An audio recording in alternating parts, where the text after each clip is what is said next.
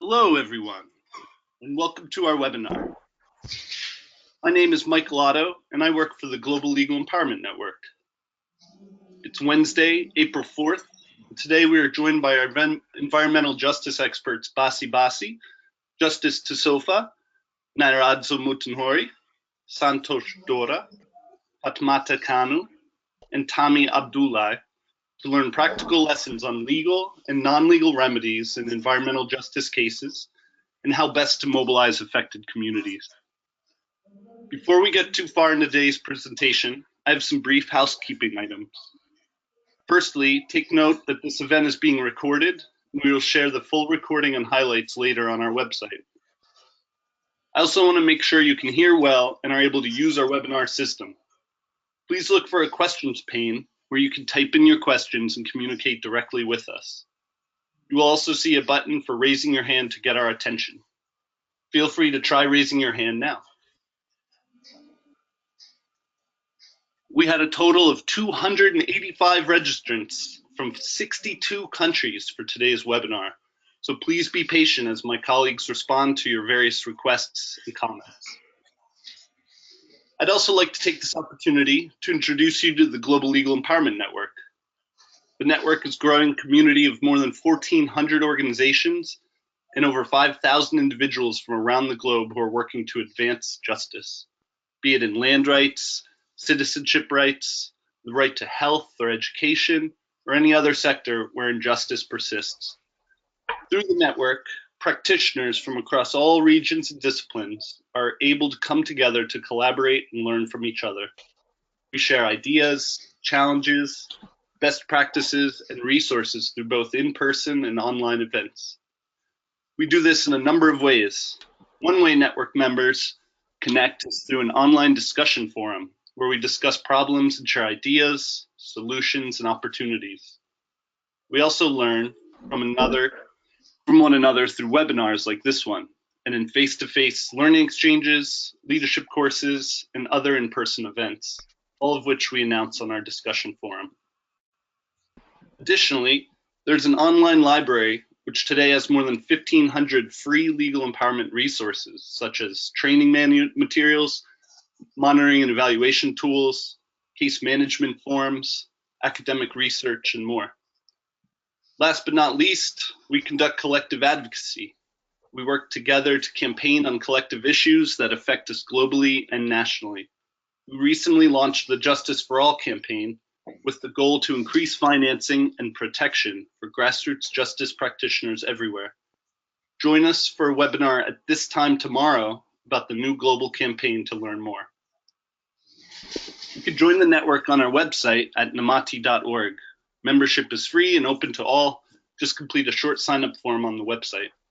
After this webinar, we will be getting in touch with those of you who are not already members with a link to join if you are interested. Remember to please type in your questions in the questions pane as we move along. We will collect them and we'll do our very best to answer every question. There will be time after the presentations to pose some questions to the presenters directly. Time permitting, we can also give the floor to many of you that are listening.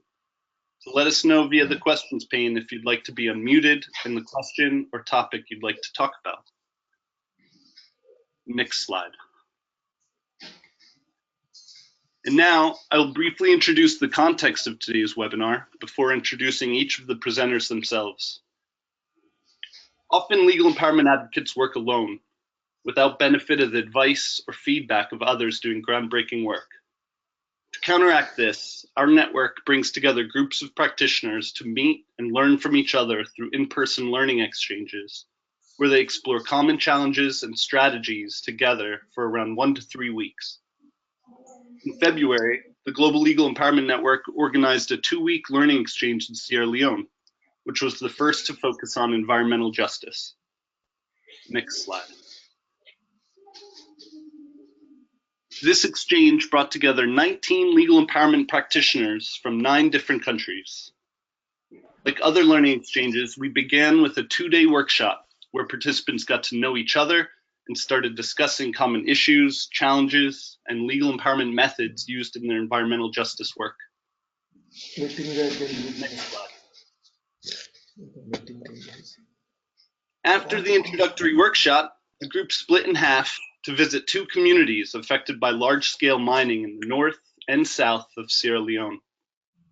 During these community visits, host paralegals took participants to community meetings, such as this one pictured here in Makeni, where you see Fatmata, one of today's presenters, updating community members about their case, which was brought to the High Court earlier that week. Next slide. Participants also met with local community leaders to discuss the local environmental issues in more detail, like here, where we are discussing a polluted water source from a previous attempt to negotiate a resolution directly with the company. Next slide. In this photo, we are looking at iron ore tailings in what once was productive, fertile community farmland.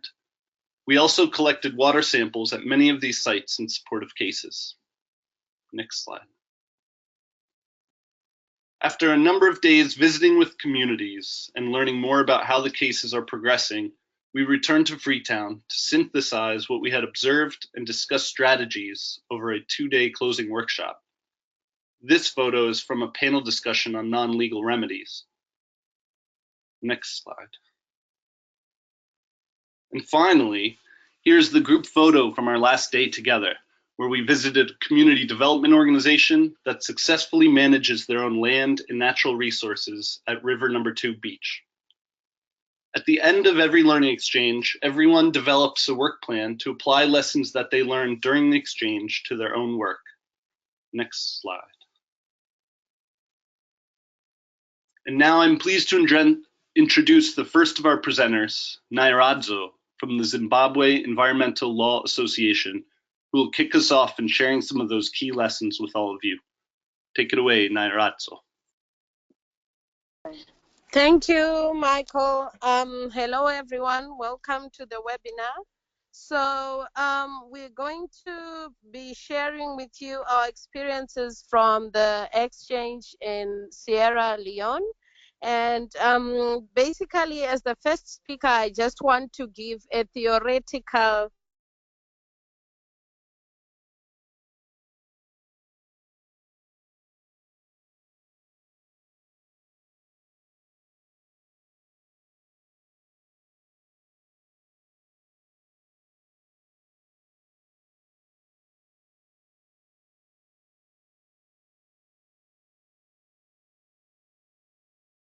Nairadzo, I think your audio is cut out. Are you still with us?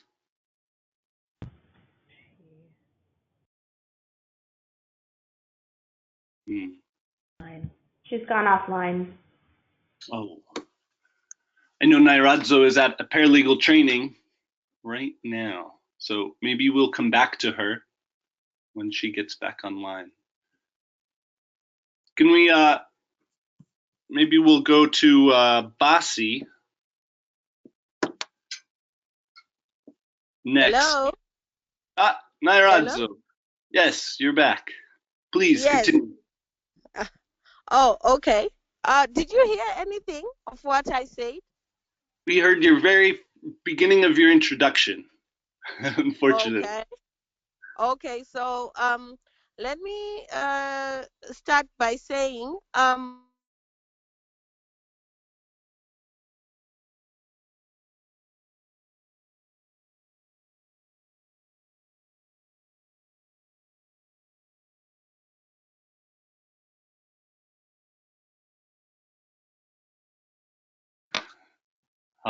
Nairadzo, she's certainly still talking and thinks we can hear her. Nairadzo, can you hear us?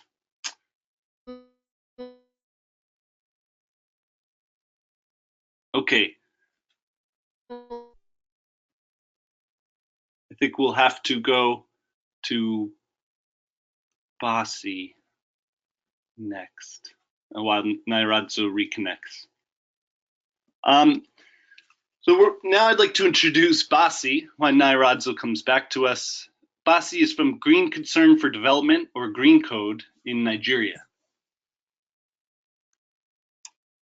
Basi?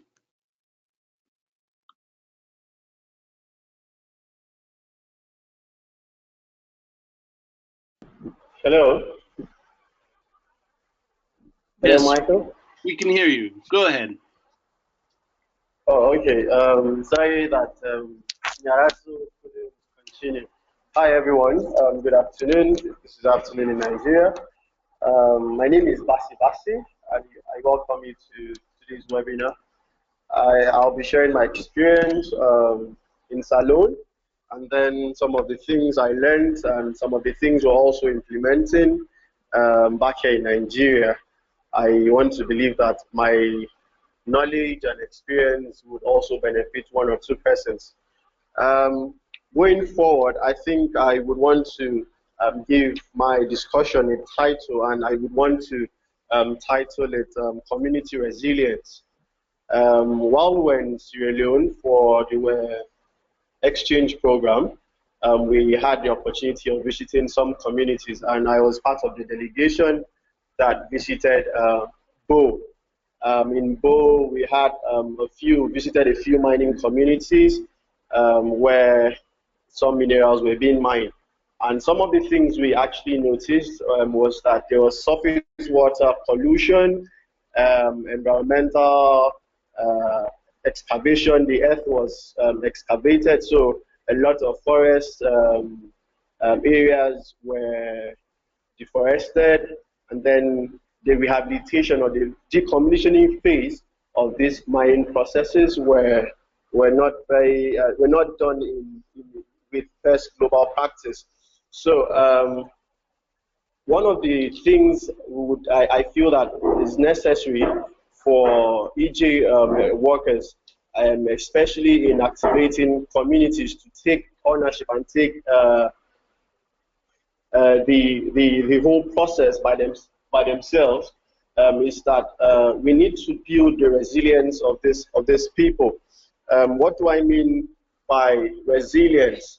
Resilience means the ability of uh, people or a community coping and bouncing back after some form of injustice was done to them, and also about bouncing forward because a poor society hit by some form of environmental injustice cannot merely bounce back to its original position because of certain factors. Now, one of those things I'd like to talk about would be community capacity, community strength, social cohesion, social capital, social connectedness, sense of belonging, community participation, social exclusion, trust, and safety. Now, all of these things make up community resilience, but I would want to speak specifically on two things. That would be community capacity. And when I talk about community capacity, I'm also referring to leadership, resource mobilization, networking partnership, problem assessment, and solution capabilities. Now, in Bo, we had the opportunity of holding a town hall, and one of the things we noticed or observed was that most of the community members who had the opportunities to make a case were all personalizing their issues. So you find Mr. A saying, my land, this one says my land, this one says my land. So it was all about self. It was individualistic. And this makes it very difficult for anyone trying to take up cases for this set of people. This is because Mr. A do not also conceive that the problem of Mr. B is also his problem. So if the companies decide to pay Mr. A, he probably compromises and then keeps quiet. And also, we've also had instances where community leaders have had to go behind the back of community members to take some form of bribe or kickbacks to the detriment of communities. So if we're entering into a community as an EJ worker, what do? We need to build the resilience of these people. And this starts by evaluating the leadership structure. Does the leadership structure reflect the collective aspiration of the people? Are they true representative of the people? If they are not true representative of the people, you would find that there is a disconnect between who takes the decision and the people who also are binded or go through with whatever it is being resolved by these community leaders. Also, we had cases, or we had reported cases of where the community members had to chase away a chief from his chiefdom because they felt it wasn't representing their issues appropriately. So I think that before any EJ expert or practitioner moves into a community, you need to look at all of this problem. Another issue is, how do the community assess their problem? Are they able to understand issues? And do they also have this solution capability to tackle these issues? And one way to address this would be, how do we communicate? Most times, these issues, environmental issues, come with their jargons and big grammars. And this doesn't really translate or make meaning to the layman in the community. So for community members to take ownership, you need to break down the big issues, legal issues, constitutional issues, that is giving or empowering the companies to act in the manner that they are acting. So you need to simplify the way this information is being shared. So it has to become in form of infographics and some form of short videos. So you could show them the level they were, the level they are, and the level they would be if they do not mobilize and take action collectively. Another thing I would want to talk about would be the issue of connectedness. How do people feel attached to their environment? How do they feel attached to their neighbors? How do they feel attached to their friends and service providers in the community? So if there's this form of social connectedness, you find that they are able to take actions collectively. So we need to work on that to make sure that they all have this sense of belonging. I also had mentioned earlier during our program, the exchange program, that poverty is a main issue. So if we do not also find a way of inculcating into the people new forms of livelihood. So in Bo, most of their livelihood were taken away. Majority of them were farmers. So if you're going into a community of poor people and predominantly farmers, what would you take to them? Because in the period of them waiting for the companies and the government to take action or perhaps pay them their compensation, they need to survive.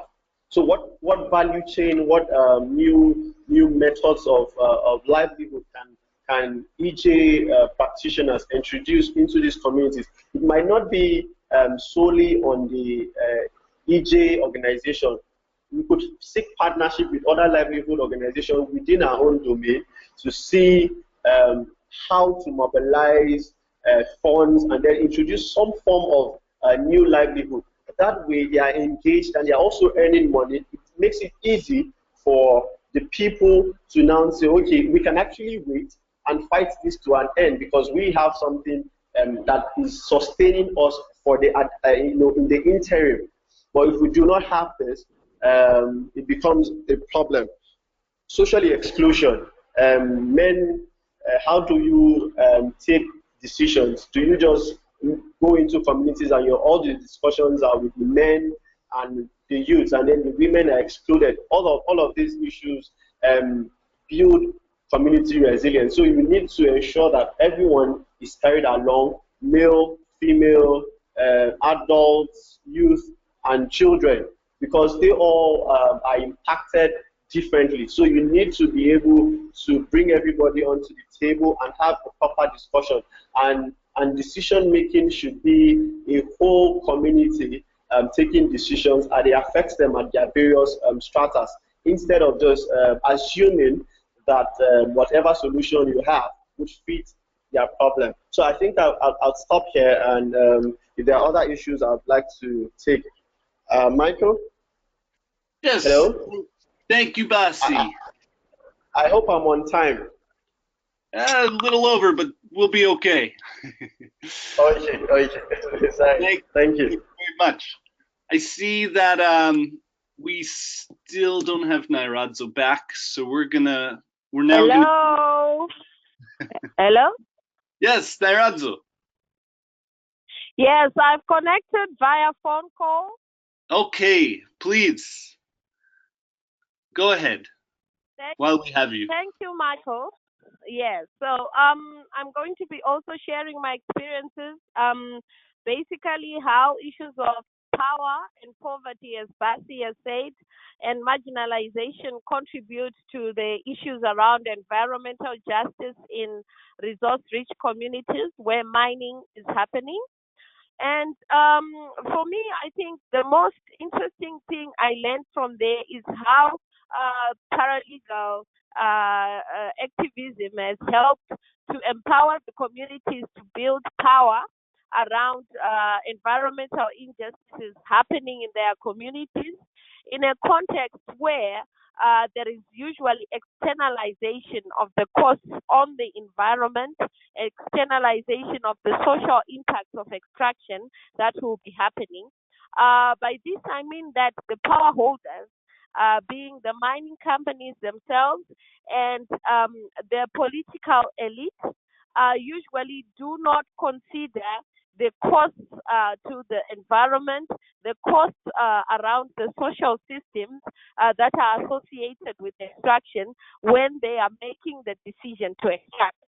And when this decision to extract is being made, there is marginalization of the people who are most affected by the environmental injustices and the social impacts, which are basically the communities themselves. Now, in such a context, the issue of building up community-based paralegals to do environmental justice work becomes of paramount importance.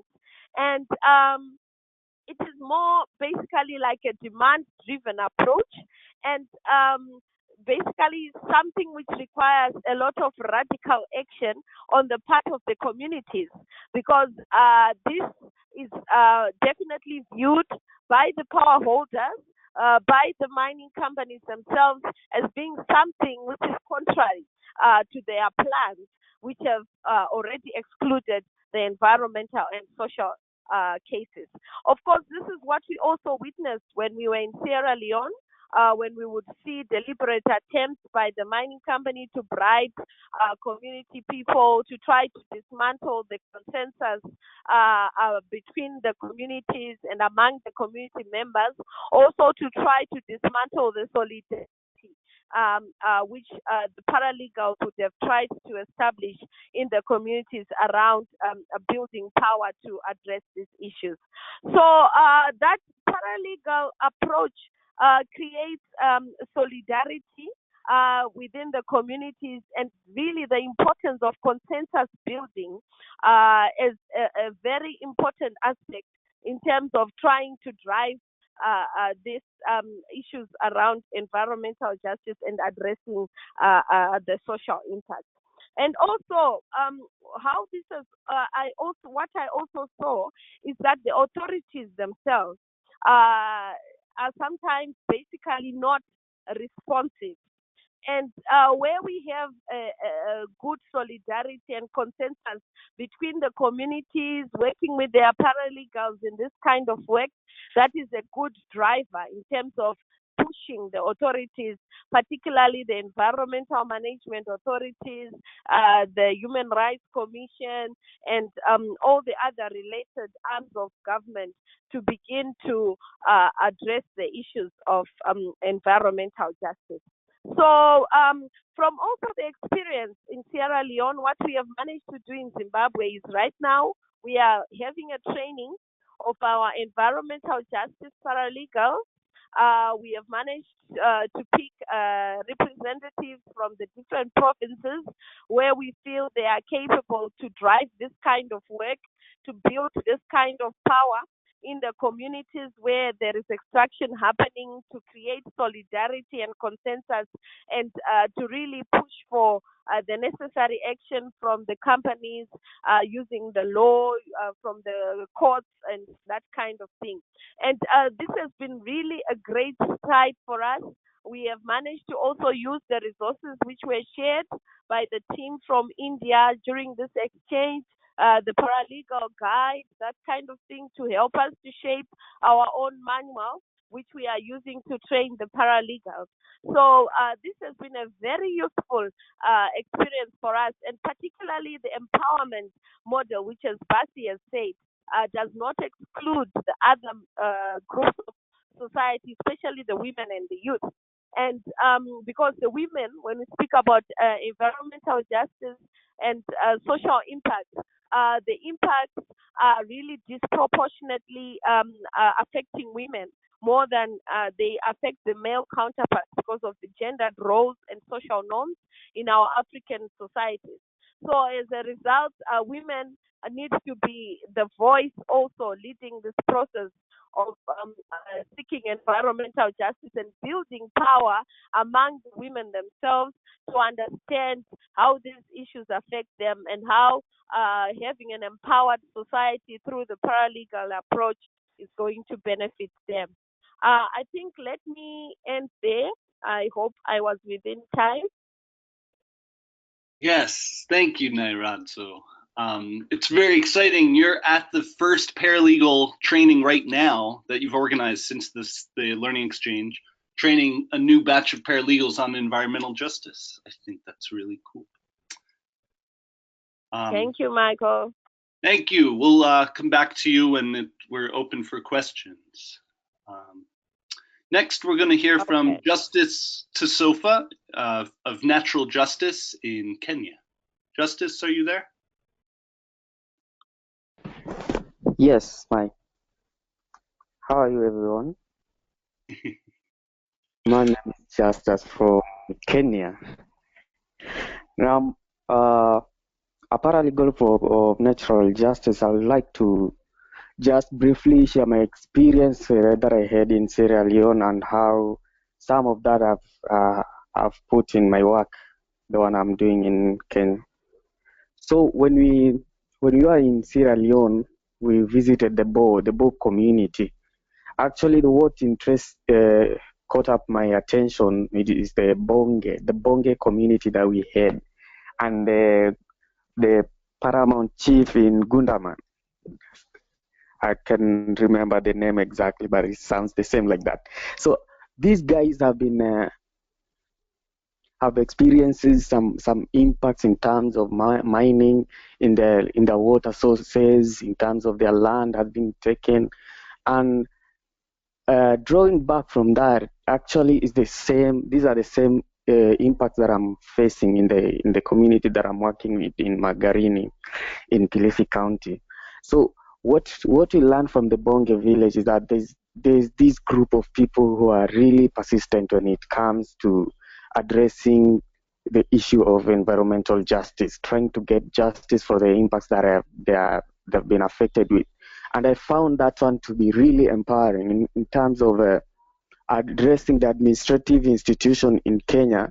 That is one of the things that I did in the very first time I came back, because I've been doing some letters, I've been doing some complaints, but again, according to the Kenyan law, there is a time frame for every complaint that you do, for every access to information letter, you give it a time frame. But we've been like holding back, waiting for this time at least to lapse. But what I learned from Sierra Leone is that these guys have been keeping these regulatory authorities on toes, the following up day every time. Now that has really helped them in terms of the work that they are doing. When we were sharing with Daniel from Sierra Leone, and coming back to my area, I've managed to get the regulatory authority, one being NLC, National Land Commission, to come on site with the frequent calls and visit to these offices. Actually, they come on site and they did the site survey and they took down some notes, and then there's some reports.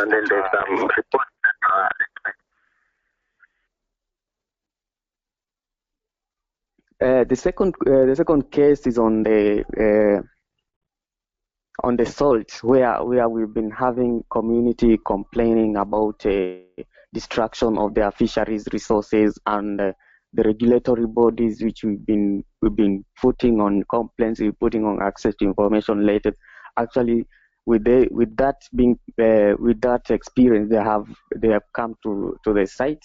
They did some survey, and in all the 6 salt farms, they ought to be doing a survey for. So currently, we've gone through two salt farms, so we are left with 4, and it's a good thing that actually I think it has really helped in terms of accessing remedies in the administrative setup in Kenya. And well, another thing that I took back home from Sierra Leone is that these paralegals in Sierra Leone have developed that habit of keeping in contact with their community partner, regular contact with their community partners, something which was not being done to the extent that they are doing, but currently trying to put that in practice. Like every week, you make sure that I meet with my community partners. It helps. It has really helped in building this trust. And as I'm talking today, I've been just called of some meeting that was arranged there without uh, the consent of the area MPs, MCAs, and there is a meeting pertaining land, which is a very critical issue. But now these meetings are just organized randomly, and people they are not aware. So actually, I think this experience that I've got with that close relationship that we build with the community, it actually helps in boosting the trust, and then it is a way in which we can really focus and work with them together, because I think this ought to be a collective responsibility, as what we've heard from Basi. But now when we are working together and when we are having that close relationship and contact, I think it is a good step towards attaining environmental justice for the whole community at large. So actually, I'd really wish to talk much, but with the time that I think if there are more questions or anything, then we can. I can get back to that, but those are the two critical things I feel that I really needed to share. Thank you, Justice. Yes. Great to hear. Next, we're going to hear from Santosh Dora of Nemati's Environmental Justice Program in India. Santosh, are you with us? Michael. Hello, Santosh. Please go ahead. Hello, welcome to webinar. I am Santosh, presenting on behalf of India team. We have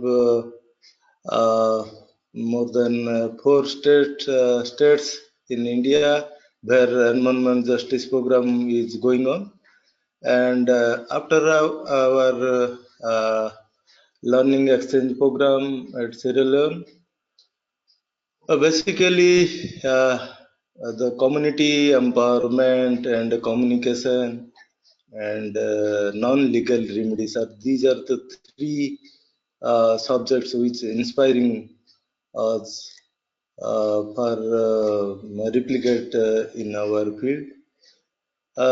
Though we are not practicing the non-legal remedies till now, but we are basically focused on legal remedies, because our work basically thrust on responsive governance, which lead to responding efficiently and effectively to the community's real need, and also resolve the policy level issues.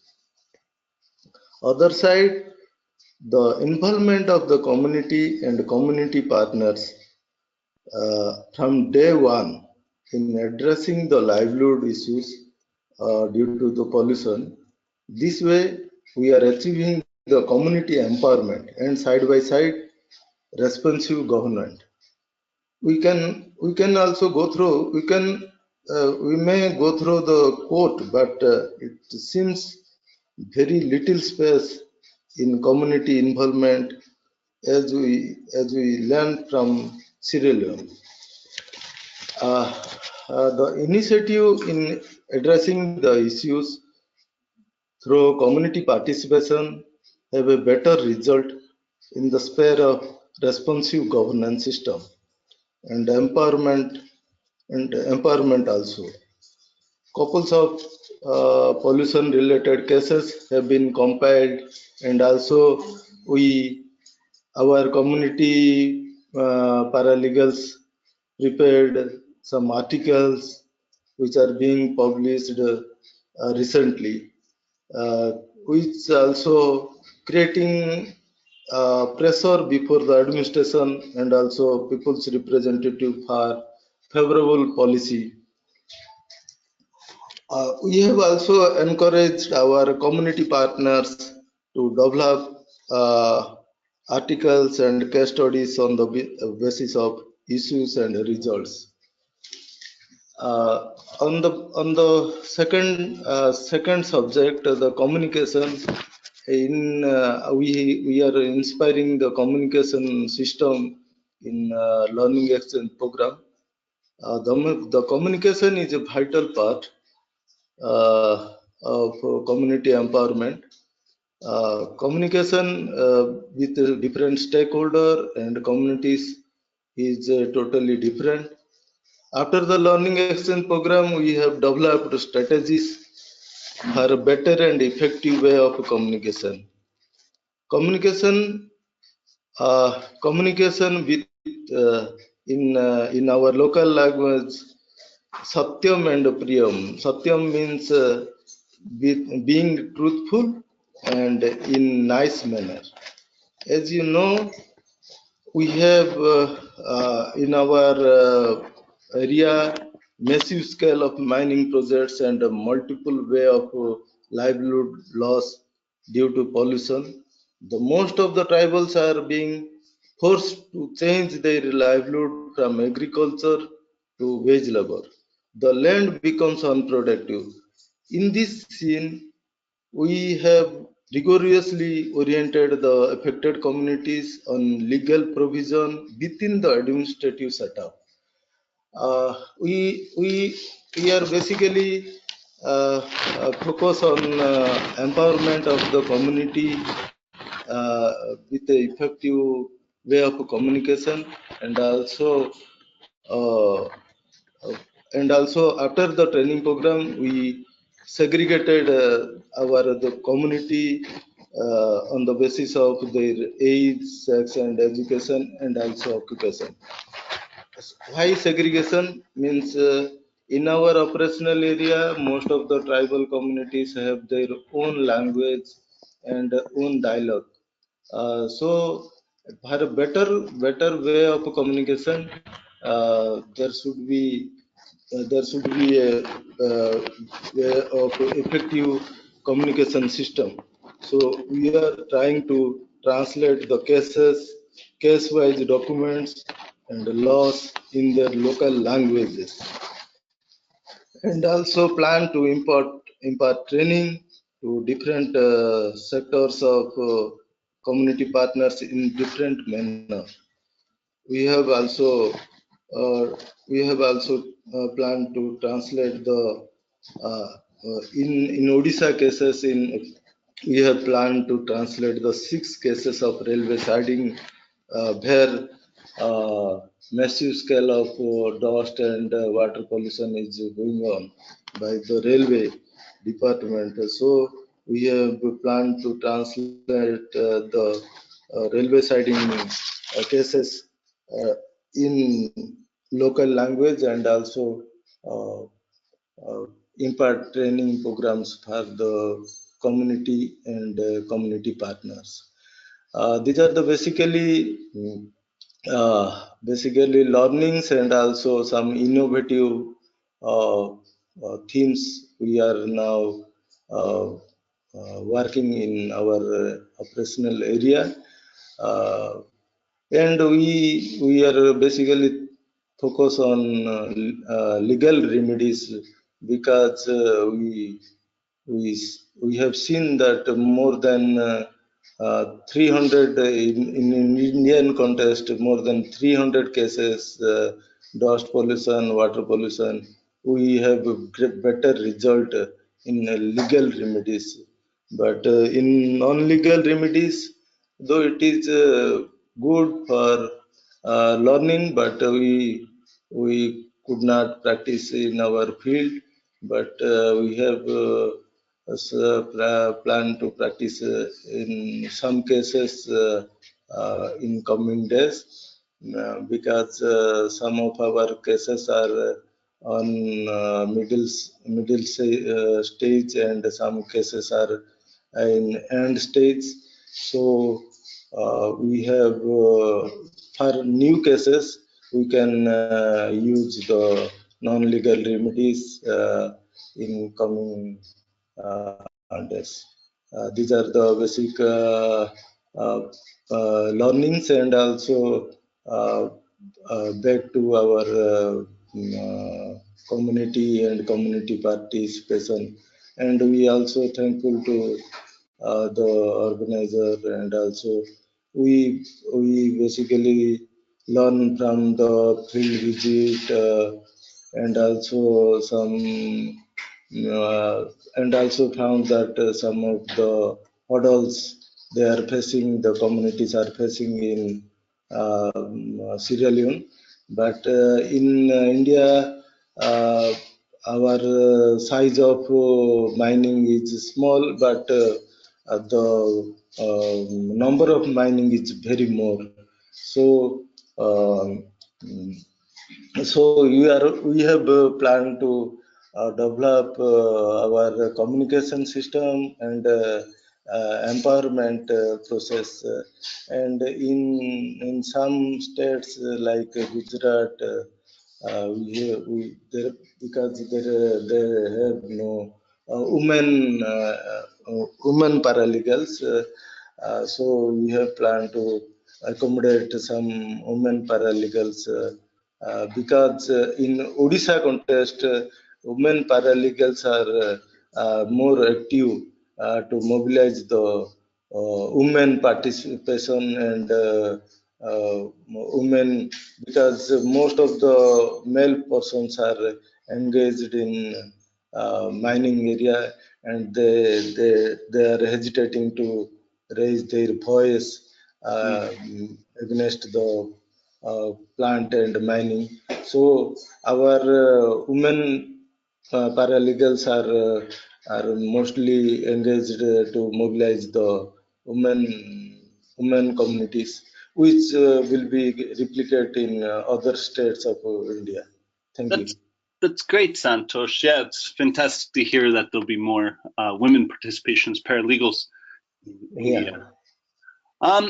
So finally, we're a little over time, but we're going to hear from Fatmata and Tommy of Namati Sierra Leone program before we open up for questions. Fatmata and Tommy acted as hosts during the community site visits everyone was speaking about. And Fatmata, are you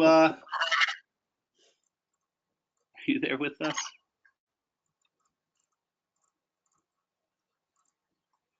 Maybe, Fatmata, it sounds a little difficult to hear you.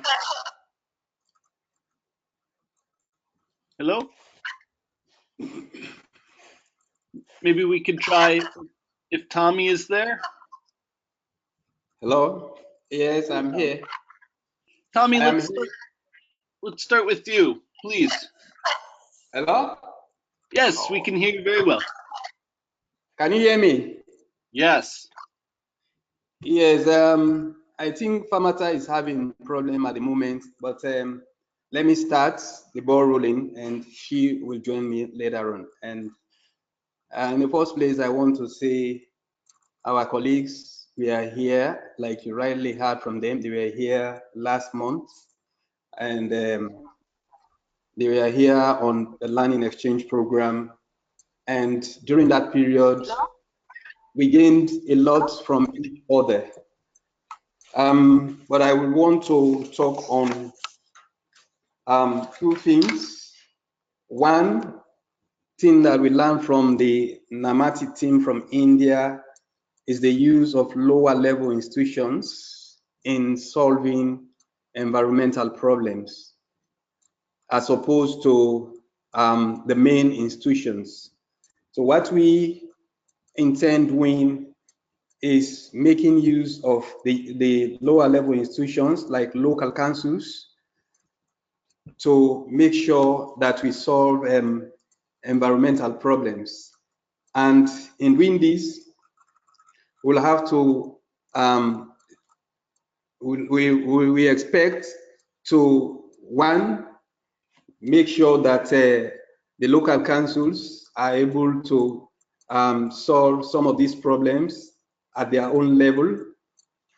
And secondly, to serve as a channel of complaints to the main national state regulatory institutions like the National Minerals Agency and the Environmental Protection Agency. So these are the two approaches we'll be using. You know, one is ensuring that they solve the problem at their own level, and two, making sure that they channel some of these problems to the main state institutions. This means we will have to work with the environmental officers of the local councils, and the objective for doing that is to make sure that they become active in helping to address these environmental complaints, and also making sure that they channel these complaints to the regulatory institutions.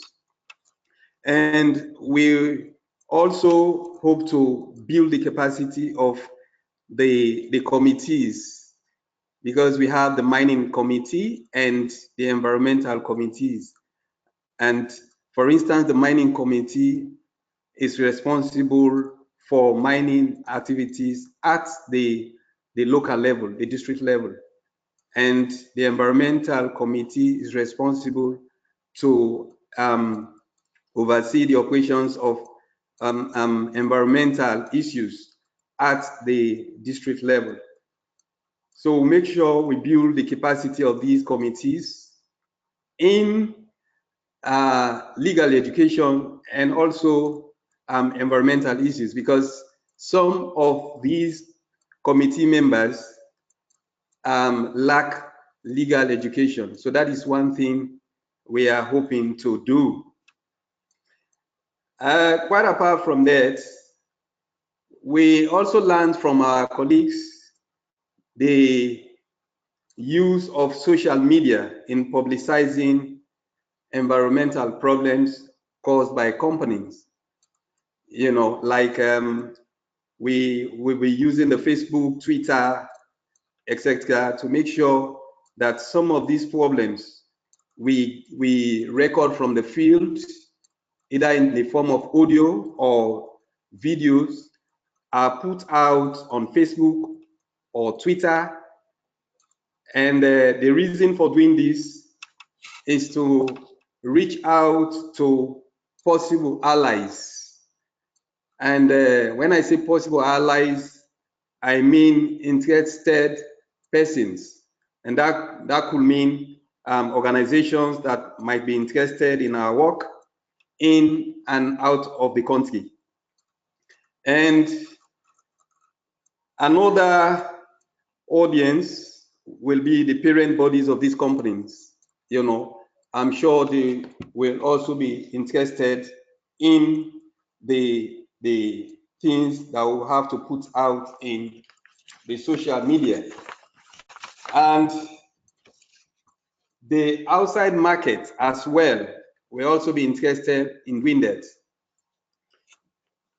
And apart from that, you have other interested international regulatory organizations, such as the RSPO, the World Bank, the FSC, etc., as the case may be. These ones, I'm sure, will be interested in these videos, audios, or write-ups that we will put out on the Facebook or Twitter, as the case may be, you know, to inform them about the problems the companies are causing in our operational areas. So that is one thing, again, we learned from our colleagues, and we are very grateful for that. And maybe the final one I can say is the vision in aspects.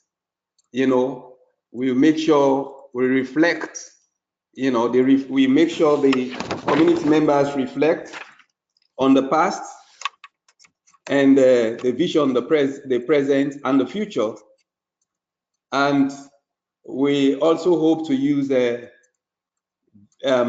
visuals when we are doing this, because this one also will help us, to get the attention of the community members. They will actually understand what obtains when these mining companies are operating in their areas. So I think I will pause there because Famata is taking over from me. I was supposed to have taken over from her. Well, now she's supposed to take over from me, and I want to believe she's waiting. Thank you. Thank you, Tommy. Thank you very much. We will see if Fatmata's with us for a closing remark. Fatmata, are you there?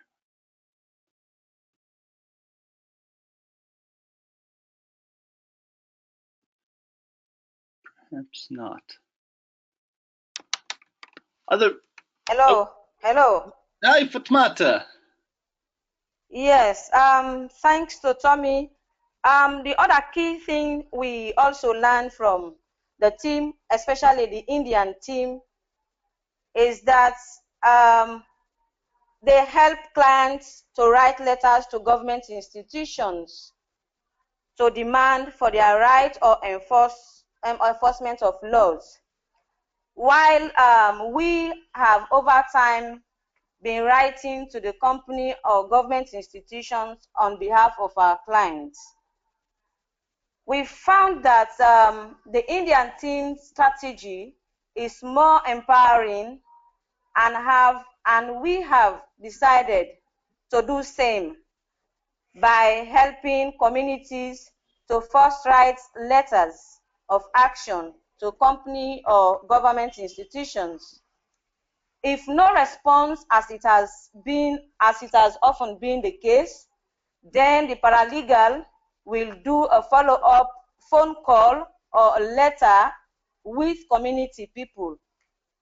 If again there is no response, then we refer to the lawyer to do a follow-up letter.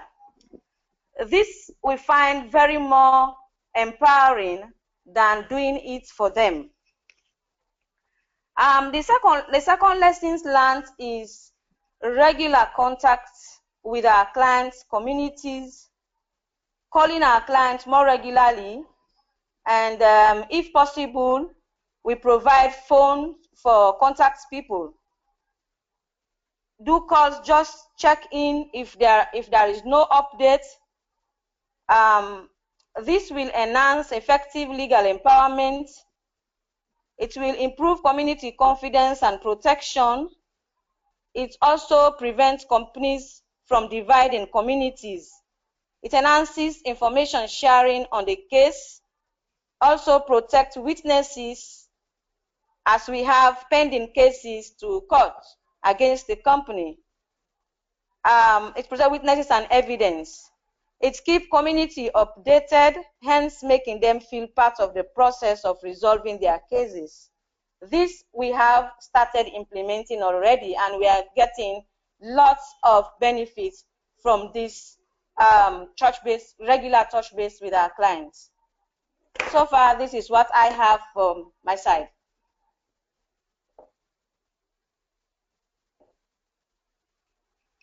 Thank you, Fatmata, and everyone who presented.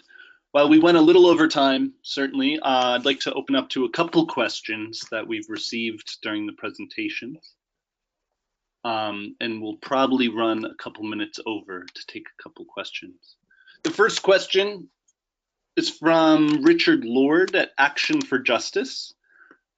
What is the greatest gap in terms of knowledge of how to use the law for empowerment and environmental justice, which needs to be filled by new tools or resources for paralegals? How can this most usefully be filled? How can we fill this gap? Does anybody have any thoughts on that? What is the biggest gap in tools or resources for paralegals working in environmental justice and legal empowerment? And how could we fill that gap?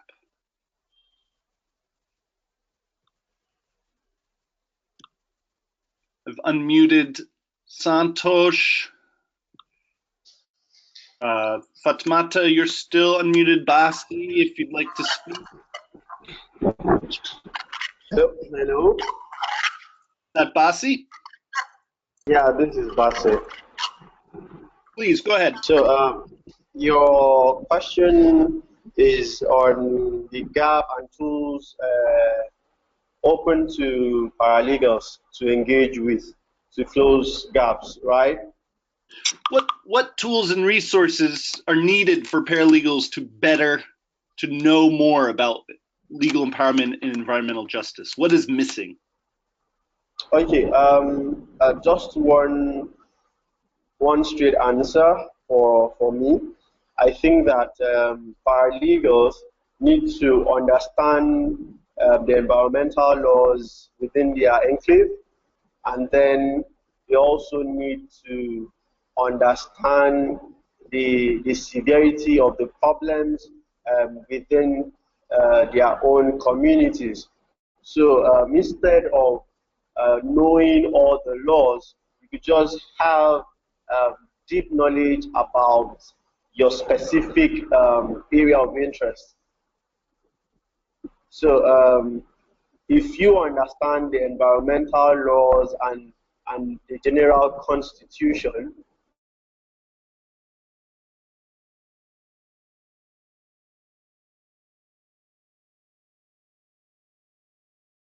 Uh-oh. Basi, are you there? I can't hear you. Well, I know that Sonkita also had something to say to this question. So, and law in Nigeria. I'm sorry. Hello. Who is that? Justice. Justin. Please go ahead, and Yes. then we'll hear from Sonkita. Thank you. I think to me there is a missing link between the implementation and the laws itself, the policymakers and who is supposed to be implementing. So actually, to me, the part that is missing, if we'll be having a responsive institution, that is because really looking at the administrative part of it, administrative remedies. If we'll be having a responsive institution, the laws, the legal frameworks are there, but now the institution we still have a problem in terms of implementation of this law. Then that coupled with the urge of people to really take up this thing as their own and really act on it, because you might find out in some many cases that we have problems, but everyone is shying away from taking that problem. Everyone comes to it and then just turns a blind eye. Like there is some fear in terms of uh, how to address this problem. If it is to a given institution, there is some fear that people they have that they don't want to speak about it because so and so maybe in the yeah, a big guy in terms of the politics is has a stake in that particular problem. So actually, I'll just zero down to institution. It doesn't matter who is taking up the project, who is manning it, so long as we have violation and we have laws that are put there to ensure that this doesn't happen, and the institution they really need to come in and take that action. Thank you, Justice. Sonkita, you're unmuted. Would you like to add to that? Absolutely. Thank you so much, Michael, and thanks everyone for being on this webinar. I think that's a great question, and for me, I don't think the gap is mostly about the law. Paralegals are trained initially and on an ongoing basis. We develop manuals for them that are targeted, that really help them to understand the law so that they pass on very accurate knowledge of the law to communities. I think the gap for us, we're beginning to notice, lies in the scientific knowledge of these paralegals that are dealing with environmental justice cases. Because what we have here is a situation where companies are using different kinds of chemicals. They are unearthing things that have been buried for many, many generations. And we do not understand fully what the actual impact of those things are on communities. And so part of the process of empowerment would require that the paralegals themselves understand the full impact of some of these violations as communities suffer, so that they would apply the law in a very proper sense, as is appropriate to the circumstance. And one of the things we're trying to do now is to begin to develop very easy explanations for paralegals to address very specific environmental complaints, like the impact of iron ore mining on a community. What would that look like if iron ore gets into the water source, it gets into the into the air, it gets into the plant? So having this, I think, is absolutely crucial. And paralegals have not had a situation where they have been trained on the science behind many of these violations. And I think for me that would be the gap that exists. And at the same time, we have to be careful that we're not overburdening the paralegals with these huge scientific jargons and stuff.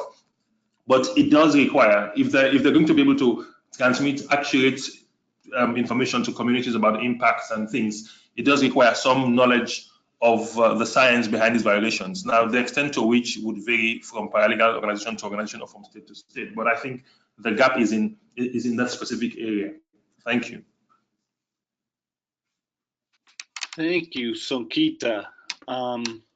I also see Stella Obita had written a question, an answer or some feedback to that question as well as a attendant, and she said they need more education on environmental laws. So somewhat in contrast, but said and tools to enable them to advocate for environmental rights. For example, strategy building, community building, and community awareness approaches, so that there's more programmatic strength and strategies to advocate for the environmental rights themselves.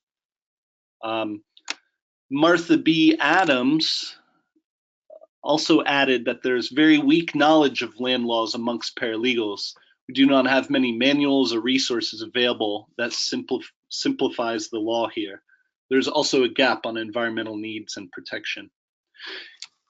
So it's interesting. It sounds like Sonkita, in response to your point that scientific evidence and understanding is a big gap, it seems it's very contextual, where some practitioners in other countries are looking for more tools or even more legal knowledge, in fact, amongst paralegals, where manuals or robust resources do not exist. Absolutely, Michael. I think that is crucial. That will be the first step for the paralegals to know what the law is and to understand what the law is, so that they're able to apply that knowledge. And so once you get past that, and belonging to the network offers you an opportunity to have access to all these kinds of material. So the India manual, for example, is a very useful tool for partners elsewhere to look at and then mirror what their own situation is and develop manuals for their own use. So that's a great example. But then making sure that you apply the law to address the context requires some understanding of the impact, so some understanding of the science. And so in addition, to the legal knowledge that you have, you need to know exactly what the science is behind, some basic knowledge of the science behind the violation, to ensure that you're applying the law in a way that is effective to address the violations. And so that is the stage where we are now, trying to get the paralegals to understand that it's not simply about the companies paying compensation and that's it. Is compensation adequate to address the harm that has been caused? If it is not, what would you base your argument on? So you would have to know something about the extent of iron ore pollution, within the community and the long-term impact and those kinds of things. So I agree that the first step would be making sure that you have access to the legal materials, and the library that we have really helps in that respect. But then in addition, you also want to think about some basic science behind the violations. Absolutely. And I think environmental justice cases, not only their collective nature, but the scientific assessment and the legal understanding are very two different worlds often. So for a last question, we got a couple questions here I see related to mapping tools. I will ask the question from Pradeep Kulji, who says, thank you for sharing all of your experiences. Have you been able to use, and if so, what has been your experience with Google Earth's mapping tools and satellite imagery to litigate against violations of land acquisition and land use laws? So Pradeep says the very things that make these tools powerful for litigation also seems to make them unpopular with governments, with the risk of backlash against these tools or even getting them blocked. Has anyone used Google Earth mapping tools or satellite imagery in litigation?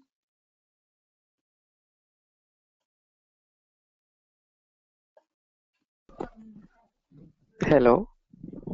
Justice, is that you? Yes. Go ahead. We've had an instance where we wanted to use these Google Maps and satellite imagery, but now when the problem that we have here, they're really the latest one is it was 2013, and so much has happened, so they're not updated. So it won't be really, it won't bring out the picture it is as of present time. That is why we've not been using it, and it is not in litigation, but actually in the complaints letters that we are drafting. But again, it hasn't been useful. So for us, we haven't really gone into much in it, because if at all we can get it updated, then I think it will be a very good tool. Actually, it is the best. That's great. Thank you, Justice. Seeing that we're already 10 minutes over, I was going to give one plug for Janet Chapman, who says, if anyone here is involved in using OpenStreetMap in Tanzania to help establish land rights, we would love to connect with you to see if you would like to be involved with the Crowd 2 map in Tanzania.